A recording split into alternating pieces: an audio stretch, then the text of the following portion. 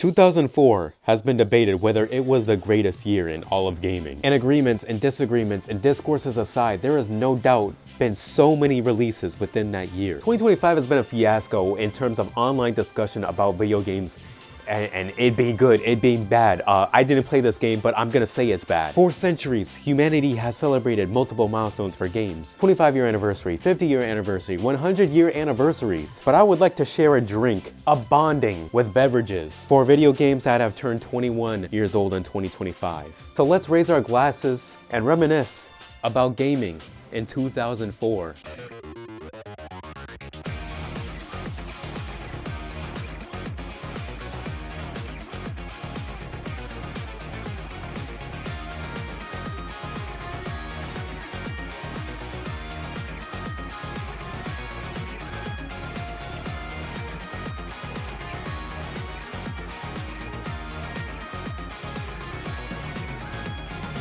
You can see the movie and play the game. We're talking about a time period where gaming was experimental. Video games for cartoons, video games for movies. A movie can make $3 at the box office, and then that would be a clear sign to make a video game. That's Polar Express, Elf the movie. How is the gameplay gonna be an Elf? How are they gonna do the gameplay for Home on the Range?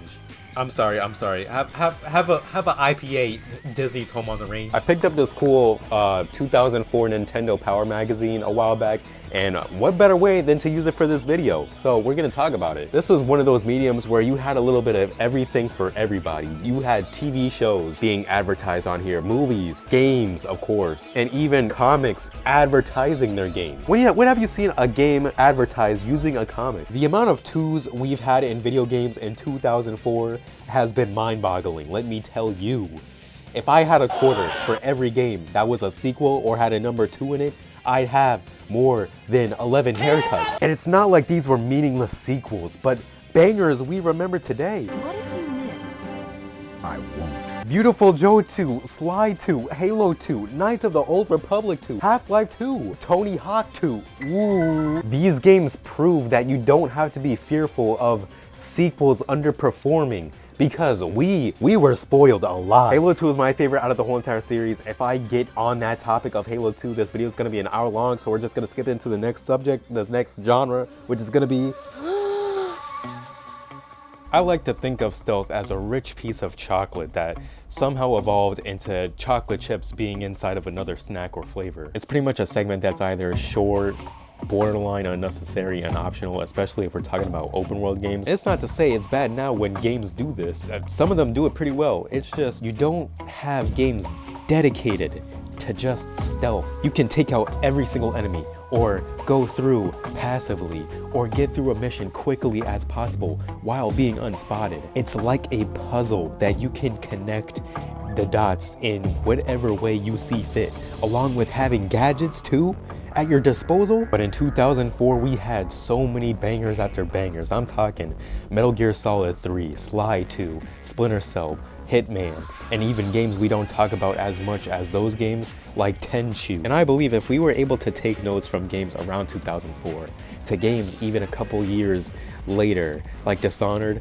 I have hope for stealth in the future of gaming. It just kind of shows how less divided it really was for video games. If you're gonna watch YouTube Kids videos, you're most likely gonna get a Nintendo advertisement. But with this, pretty much any age can read this. You can find advertisements for stuff like Prince of Persia, Warrior Within, Grand Theft Auto, Call of Duty Finest Hour, The World's Darkest Hour. And then the next page you can find something like Pac-Man. But if there's one thing we're gonna agree on, is Spider-Man. Okay, you got it on the DS, Game Boy, PlayStation 2, Xbox, and GameCube.